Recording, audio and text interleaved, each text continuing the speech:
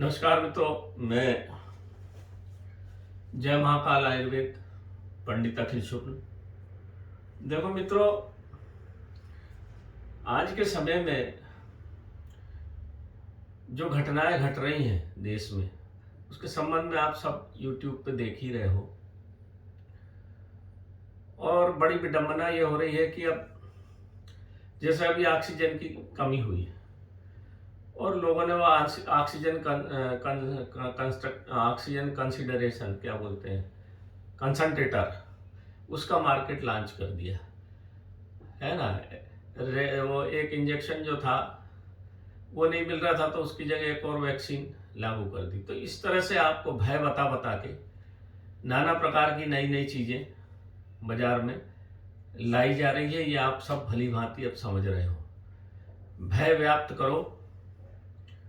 वो भय जो कुछ न्यूज़ चैनल वाले व्याप्त करते हैं, जैसे बता दिया उन्होंने आज 2800 लोग मर गए, बड़ा एकदम आंकड़ा आया है 2800 लोग। अरे भाई, 1.25 अरब में से 2800 लोग मर भी गए तो कौन सी बीमारी से मर गए? कोई एनालिसिस आपको नहीं बता रहे हैं कि इनकी उम्र कितनी थी, इनको पुराना क्या रोग था, कि कितने दिन में मरे, ये कुछ नहीं बता रहे हैं आपको। केवल मर गए ताकि आपको भय, मौत का भय बता बता के और सामान को बेचा जा रहा है। इस बात को ध्यान रखिए मित्रों। भाई अगर आपको बताना है तो पूरी एनालिसिस बताइए ना आप, कि और कोई पेपर बताइए। किस केवल आके बैठ गए न्यूज़ चैनल पे और बता दिया आपको कि इतने लोग मर गए, इतने बढ़ रहे हैं, इतने फलाना हो रहा है। इसका कोई एनालिसिस है कि नहीं? इतनी जब महामारी चल रही थी इसका कोई डॉक्यूमेंटेशन है कि नहीं? कोई रिपोर्ट है कि क्या डॉक्टर साहब लोग की, कोई सेंट्रल गवर्नमेंट की कोई रिपोर्ट है कि नहीं? सब अपने मन से कुछ भी चल रहा है। इस पे सरकार को बैन भी लगाना चाहिए, क्योंकि लोग भय से मर रहे हैं। ज्यादा से ज्यादा लोग भय से मर रहे हैं। रोग तो बात की बात है। तो ये एक जो भय का माहौल पैदा किया जा रहा है, ये ठीक बिल्कुल नहीं है। और सबसे बड़ी दिक्कत क्या है कि हमारे जो आज का सिस्टम, पुराने समय में ऐसा नहीं होता था। पुराने समय में जब बच्चा बड़ा होता था तो माँ उसको या पिता उसको रास्ते पे चलना सिखाता था।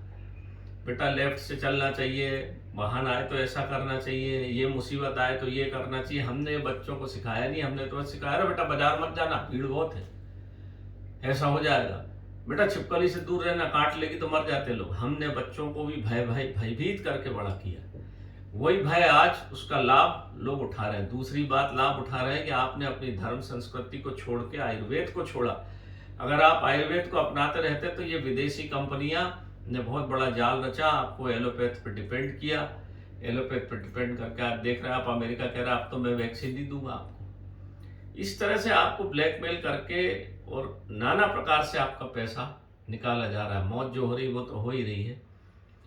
ये जो चीजें हैं ना, अगर हम आयुर्वेद को अपनाते रहते, अभी भी कुछ नहीं बिगड़ा है, तो बहुत सारी बीमारियों से हम बच जाते और हमारा खुद का धर्म संस्कृति और आयुर्वेद को बढ़ता। जितने भी आयुर्वेद के कॉलेज हैं, जितने भी, मेरे को बड़ा आश्चर्य होता है, आज से लगभग 27 साल पहले हाई कोर्ट इलाहाबाद का एक फैसला आया था, रखा है उसकी कापी मेरे पास, कि आयुर्वेदिक डॉक्टर एलोपैथ का इलाज कर सकता है। बड़े हास्यास्पद फैसला था वो, डाला होगा किसी ने रेट। तो आयुर्वेदिक डॉक्टर भी एलोपैथ की तरफ चले गए, जंगल का भी गए नहीं। पूछ, मेरे पास तो बहुत सारे आयुर्वेद के जो स्टूडेंट हैं वो बात करते हैं, सर ये प्लांट क्या है, ये क्या काम में आता है। उनको जंगल नहीं ले गए, हमने कोई आयुर्वेद की प्लानिंग नहीं करी, उसका ये आज हमको दुष्परिणाम भुगतना पड़ रहा है। अभी भी हमको भारतवर्ष को आँख खोलना चाहिए और आयुर्वेद को फिर से बढ़ाना चाहिए, क्योंकि ये एक बार जो रोग लग गया है ना, ये रोग कोरोना नहीं है। कोरोना से बड़ा रोग व्यापार का लग गया है, आपको लूटने का लग गया, इस देश की धर्म संस्कृति को खत्म करने का जो रोग लग गया, कीड़ा घुन, उसको मिटाने के लिए आयुर्वेद को फिर से इस भारत भूमि पे स्थापित करना ही पड़ेगा। और उसके लिए सब आयुर्वेदाचार्यों को बाहर आना पड़ेगा और दम से अपनी बात को कहना पड़ेगा। देखिए मित्रों, अब मैं एक और चीज बताता हूं। ये बात तो हो गई, जो अब एक WHO बोलने लग गया है। बस WHO एक आदमी है क्या? WHO जो खड़ा हो जाता है चश्मा लगा के, डबल मास्क लगाइए। अरे फिर ये सांस कब लेंगे भैया? सांस अंदर ऑक्सीजन कैसे जाएगी? तो एक सिंगल मास्क में तो दम घुटने लगता 15 मिनट में, डबल मास्क में तो मर ही जाए। धीरे से फिर ये क्या बोलेंगे, आप तो यहाँ सांस में से एक नली लगवा लीजिए और एक यहाँ फिल्टर लटका रहेगा आपको, जैसे पेशाब की नली लगी रहती ना, एक फिल्टर लगा रहेगा, मशीन चलती रहेगी, उसी से ऑक्सीजन लीजिए क्योंकि हवा में फैल गया वायरस। अरे हजारों वायरस है हवा में, एक कोरोना ही नहीं है, करोड़ों वायरस हमारे चारों तरफ है। अच्छा, दूसरी बात, इसका कोई डॉक्यूमेंटेशन, कोई फिल्म बताई क्या भारतवर्ष में लोगों ने कि हवा में कैसे फैल रहा, कोई वायरस फैलता हुआ दिखाया क्या? बात करते बस हवा में फैल गया। अरे उसका कोई कागज है, कोई फिल्म है, कुछ बनाया है, कोई डॉक्यूमेंटेशन है, कोई प्रमाण है? बस हवा में कह दिया। और वो एक WHO एक ऑर्गेनाइजेशन है, वर्ल्ड हेल्थ ऑर्गेनाइजेशन की कोई मीटिंग हुई क्या पूरे देश के दुनिया के लोगों को बिठा के, कोई बातचीत हुई क्या जितने सदस्य हैं कि भाई ये इसके क्या क्या आगे गाइडलाइन है, क्या हमको करना? बस एक आदमी आके, क्या वही है क्या WHO एक आदमी आके बोल देता आप डबल मास्क लगाइए? जरा सोचिए मित्रों, विवेक विवेक को जागृत करिए। पूरे लोगों के दस्तखत होना चाहिए, उसके ऊपर मीटिंग होना चाहिए, डिस्कशन होना चाहिए, तब एक निर्णय निकलना चाहिए। उसको वो है WHO का निर्णय। एक आदमी आ जाता, बिकाऊ है वो, निश्चित रूप से बिकाऊ है वो, कभी कुछ बोलता कभी कुछ बोलता, फिर कहता अलग वायरस के लिए अलग, वो सेल्समैन है। और आपको अब कहता डबल मास्क लगाओ, डबल मास्क से सांस कैसे आएगी? ये कुछ मत करिए मित्रों। आयुर्वेद में मैं बहुत अच्छी चीज बताता हूँ आपको, उसको आप करिए तो बहुत बचोगे आप।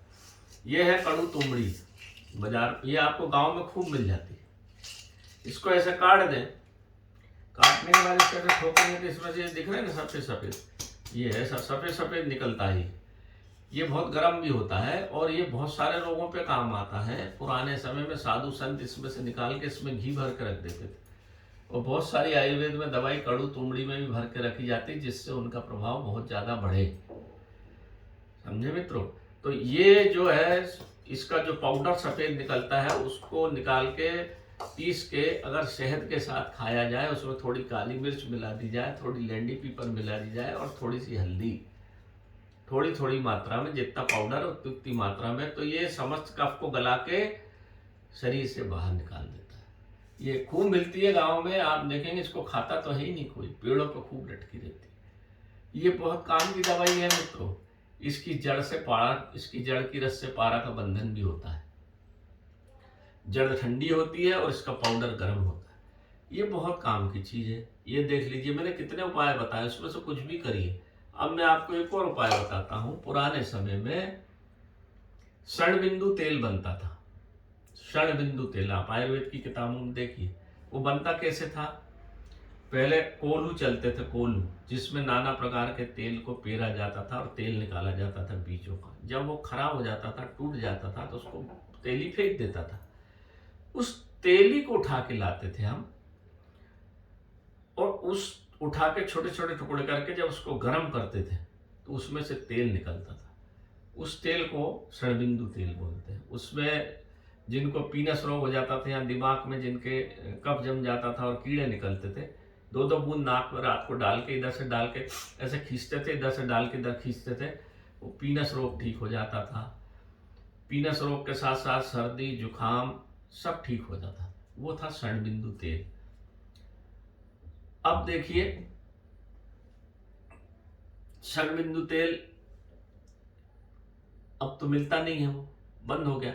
उसका एक आयुर्वेद में दूसरा भी उपाय है। हमारे जो गुरुजी बनाते थे षणबिंदु तेल, तो मैं आज आपको बता दूं, क्योंकि ये रोग तो लंबा चलना है, ये मान के चलिए। ये 2-4 साल चले, 5 साल चले, कितना चले इसका कोई भरोसा नहीं। इसके लिए मैं आपको चीज बता देता हूं। आपको मैंने हींग बताई दी थी, ये हींग ऐसी, ये हींग लद्दाखियन हींग ले लीजिए, जिसको चाहिए। हमने बहुत लोगों को दी, बहुत लोगों ने मेरे से मंगाई है। 15 ग्राम हींग ले लेना हमको। आधा किलो सरसों का तेल, सरसों का तेल आप लीजिए खादी ग्राम उद्योग से, अच्छा मिलता है। उसको आप ऐसे रख के ऐसे सूंघेंगे तो यहाँ झन्नाटा आना चाहिए, यहाँ झन्नाटा आना चाहिए। बाकी जो दुकानों से मिलता है वो मत लीजिए। शुद्ध सरसों का तेल भिंड मुरैना में खूब मिलता है, यूपी में अच्छा मिलता है, खादी ग्राम उद्योग पे मिल जाता है, नहीं तो जो ऑर्गेनिक स्टोर है वहाँ भी मिल जाता है, वो भी तेल अच्छा ही है। उसको ले लें, उसको एक बढ़िया स्टील की कढ़ाई में डाल दीजिए, हल्की आंच होना बिल्कुल। उसमें आधा किलो तेल और 15 ग्राम हींग डाल दो। धीरे धीरे धीरे धीरे, ये वाली हींग जलती नहीं है जल्दी, आप जो बाजार की हींग डालोगे वो तुरंत जल जाएगी, ये नहीं जलती। धीरे धीरे धीरे धीरे धीरे धीरे लगभग 1-आधा घंटे पौन घंटे में ये हींग जल जाएगी, पूरी नीचे बैठ जाएगी। इसको कपड़े से छान लीजिए। ये बन गया आपका षंडबिंदु तेल। इस तेल को फिर पुराने समय में आपने देखा होगा, सरसों का तेल दोनों नाक में और नाभि में लगाते थे। क्यों लगाते थे? कि किसी भी प्रकार का वायरल इन्फेक्शन हमारी नाक में न जावे। नाक के अंदर बाल है, नाक के अंदर जो पानी निकलता रहता है, इसलिए कि कोई भी वायरस आए तो उसमें चिपक जाए। भगवान ने सब उपाय बताए। आप षंडबिंदु तेल लीजिए, नाक में 1-1.5 बूंद इस तरफ अच्छे से यहाँ तक लगा लीजिए और इस तरफ अच्छे से लगा लीजिए। वो पूरा गले में तक चला जाता है, यहाँ तक पूरा अच्छे से लगा कर मालिश कर लीजिए और बाजार घूमिए। मास्क लगाना हो लगाइए, नहीं लगाना हो मत लगाइए। ये वायरस को अंदर नहीं जाने देगा। और इसको तेज करना है तो इसमें समझ लीजिए 100 ग्राम तेल है, 80 ग्राम आप तेल लीजिए। 80 ग्राम आपका तेल बन गया, हींग वाला तेल आपने 80 ग्राम बना लिया। अब उसमें क्या करना है, 10 बूंद रोसा घास आई। ये है रोसा घास का तेल, बहुत तेज खुशबू आती है इसमें, बहुत तेज। इसको घर में जलाओ तो मच्छर तक भग जाता है। 10 ग्राम रोसा घास का तेल मिला दीजिए और 10 ग्राम मालकांगनी का तेल। देखा है आपने मालकांगनी का तेल? दोनों 10-10, 80 ग्राम ये तेल नाप के ले लो, 10-10 ग्राम ये दोनों मिला दो। ये षंडबिंदु तेल बन गया आपका। इसको नाप में लगाइए, सवेरे लगा लीजिए, दोपहर में इसको हम बनाते हैं, इसमें तीसरी डिब्बी आती 25 ml की, उसको नाक में। ज़्यादा सर्दी जुकाम है, रात में ऐसे लेटिए, 1 बूंद यहाँ डाल के इसको बंद करके ऐसे खींचिए, इस तरफ डाल के ऐसे खींचिए। ये पूरा माथा आपका एकदम झंझरा जाएगा और 15 मिनट में आपका दिमाग बिल्कुल हल्का हो जाएगा। कोई वायरस घुसेगा ही नहीं। कैसे घुसेगा? ये आपका पूरा सिस्टम, मास्क तो केवल यहाँ बचा रहा आपको, यहाँ, और उसके अंदर अगर चला गया, जैसे डॉक्टर लोग बता रहे हैं, अंदर चला गया तो अंदर बाहर होता रहेगा और कार्बन डाइऑक्साइड अलग ले रहे हो आप। तो ये लगा लो ना, तो ये क्या, ये षंडबिंदु तेल तो पूरा आपका यहाँ से लगा कर गले तक और पूरा सिस्टम आपका सही कर देगा। 2 तरह के छेद हैं, एक ब्रेन में जाता है और एक गले में जाता है। दोनों आपके सैनिटाइज हो गए रे भाई, फिर काहे का डर? और ये तो चलेगा लंबा, कब तक मास्क खरीदोगे और कब तक क्या करोगे? फिर जैसा कि होली में आपने ढीठ कर दी, उसका दुष्परिणाम ये सब हो गया। अब ये लोग तो नाना प्रकार के पता नहीं क्या क्या बताते चले जा रहे हैं। सरल उपाय करिए। मेरे को एक बड़ी कहानी याद आती है मित्रों। एक राजा के पाँव में कांटा गड़ गया। पाँव में कांटा गड़ गया तो राजा के मंत्री संतरी सब लोग घबरा गए। राजा बोले ऐसा करो, पूरी जमीन को साफ करो, झाड़ू लगाओ। झाड़ू लगने लगी, धूल से लोग परेशान हो गए। सब जानते हैं कहानी, जूते की कहानी है ये। इसके बाद पानी सींचो, फिर कोई कहता मखमल बिछाओ। इतना मखमल जमीन पर कहाँ तक बिछेगा? एक बुढ़ा चमार जो था, चर्मकार, वो सुन रहा था। उसने एक जूता बना के लाया और राजा के पैर में पहना दिया। बोला रे इतना सरल उपाय, तो इतना सरल उपाय था, हम जबरदस्ती नाना प्रकार की परेशानियां उत्पन्न कर रहे थे। तो इसी प्रकार से आयुर्वेद छोटा छोटा उपाय, ये अपने आप अपने नाक को, अपने शरीर को ठीक करिए। मैं जो चूर्ण बनाता हूँ वो खाइए, अमृत गप देता हूँ वो खाइए, बना लीजिए, मैंने बनाने की विधि बताई। और ये षंडबिंदु तेल बना लीजिए, अपने शरीर को पुख्ता कर लीजिए, फिर घूमिए कहीं भी। अब आप सैनिटाइजर उड़ाओ, सड़क पे उड़ाओ, मास्क लगाओ, वो पूरा पहनो, ये कब तक चलेगा, क्या चलेगा, कुछ कह नहीं सकते मित्रों। इसीलिए आयुर्वेद में सटीक उपाय हैं, सटीक बचाव हैं, उनको यदि हम करते रहेंगे तो ये जो बीमारी, तो बीमारी अपनी जगह, बीमारी को बढ़ाने वाले बहुत पैदा हो गए। कभी कुछ कहते हैं, कभी कुछ कहते हैं, कभी कोई डॉक्टर कुछ कहता है, कभी कुछ कहता है, किसी को कुछ पता नहीं है। सब अंधेरे में तीर चल रहा है। वैक्सीन लग रही, लोग फिर बुखार आ रहा। मेरे कई परिचित है, वैक्सीन लगने के बाद बुखार हो गया, अस्पताल में एडमिट है। तो भाई किसको वैक्सीन लगना है, किसको नहीं लगना है, इसका भी तो कुछ पता करना चाहिए। क्योंकि वैक्सीन लगती थी बच्चों को, आप सब जानते हैं, क्योंकि बच्चे के केमिकल कंपोजिशन जैसी पैदा होता है, एक जैसा रहता है, इसलिए उनमें सूट हो जाती थी। अब आज के समय में 60 साल में, 80 साल में, 35 साल में, 40 साल में शरीर का हर सबका कंपोजिशन अलग अलग हो गया, किसी में कोई चीज़ बढ़ गई है, किसी में कोई चीज़ बढ़ गई है, किसी में सोडियम बढ़ा है, किसी में पोटेशियम बढ़ा, आप उसमें वैक्सीन लगा दोगे, किसी को फायदा कर देगी, किसी को नुकसान कर देगी। तो इसका पहले शरीर की जांच होना चाहिए कि भाई इस व्यक्ति को वैक्सीन लगेगी कि नहीं लगेगी। आंख मूंछ के एक तरफ से सबको आप लगा रहे हो, किसी को नुकसान हो रहा है, बहुत सारे लोग एडमिट हो रहे हैं, घबरा रहे हैं, और इसकी वजह से जो वैक्सीन का जो एक दुष्प्रचार हो गया तो लोग अब लगवा नहीं रहे हैं। तो किसी भी चीज का एक सिस्टम हो ताकि लोग उस पर विश्वास करें। एलोपैथ में ये दिक्कत आ गई है। जब तक अपना आयुर्वेद सबसे अच्छा, षडबिंदु से कोई नुकसान नहीं, चूर्ण से कोई नुकसान नहीं, जितनी दवाइयाँ, ढेर सारी दवाइयाँ बहुत सारे आयुर्वेदाचार्यों ने बताई है, उन सबका धन्यवाद। तो आप लोग इसका प्रयोग करिए मित्रों, स्वस्थ रहिए, घबराइए मत, डरिए मत, कुछ नहीं होगा। जितना ये भय फैलाया जा रहा ना, इसकी वजह से मुसीबत हो रही है। एक कहानी थी, मैं आपको बताता हूँ। एक व्यक्ति जो खपरा छा रहा था ऊपर, खपरा छाते छाते उसने देखा कि ये पिछले साल उसने जो कपड़ा छाया था तो एक सांप को बांध दिया था बक्कल की जगह। उसने देखा कि मैंने पिछले साल तो सांप को बांध दिया था, वहां से लुढ़का गिर के मर गया। ये है भय। जब बांधा था तब नहीं मरा, दूसरे साल जब उसने देखा कि मैंने तो अगले साल सांप बांध दिया था, वो भय से मर गया। आधे से लोग सांप कांटे में भय से मरते हैं। इसी तरह से भय फैला रहे हैं लोग। भय फैलाओ और जनता को लूटो और परेशान करो, तो भयभीत मत होइए, दवाइयों का प्रयोग करिए, घर पे शांति से रहिए और बिल्कुल भगवान भजन पूजन करिए, आराम से रहिए। कोई भयभीत होने से कुछ नहीं होगा।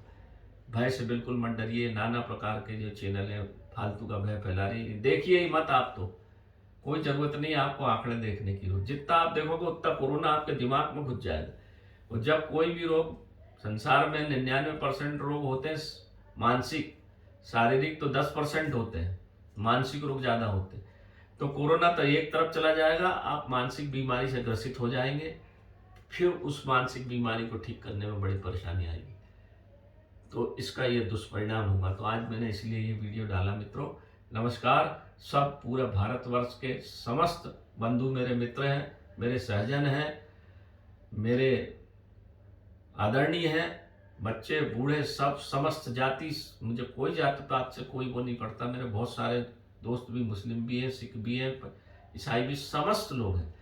तो मेरे प्रिय बंधु, आज मेरा केवल उद्देश्य इतना है कि इसको समझो, देखो, शांति से रहो, घबराओ मत। और इस महामारी से दृढ़ता पूर्वक, भारत देश वो देश है जिसने अच्छों को लोहा पिलाया है। ये तो सड़ी सी बीमारी है, घबराइए मत। अपने बच्चों को भी सहानुभूति दीजिए। मैं देखता हूँ रोते बिलखते बच्चे, भगवान ना करे किसी को ऐसा हो। मेरे इस वीडियो को देखिए, सबको पहुँचाइए ताकि षडबिंदु तेल आप बना लें और इसका लंबे तक प्रयोग करें। नाभि पे लगाइए, नाभि पे पूरी नसें रहती है, और नाक में लगाइए, सिर में लगाइए, कुछ नहीं होगा। घर में लगा, घर में बोलते हैं मास्क पहन के घूमा, अरे षडबिंदु तेल बना लो, लगाओ, नहीं होगा वायरस भाई, मैं अच्छे से जानता हूँ। तो नमस्कार मित्रों, मेरे प्रिय मित्रों, समस्त को मैं नतमस्तक होकर प्रणाम करता हूँ और भगवान से ही प्रार्थना करता हूँ, भगवान से, रामचंद्र जी से। आज हनुमान जयंती है, भोलेनाथ से, हनुमान से पाँव पड़ के मैं प्रार्थना करता हूँ, भगवान सबको अच्छा रखे, सबको स्वस्थ रखे, किसी को इस ये परेशानी न दे। नमस्कार मित्रों।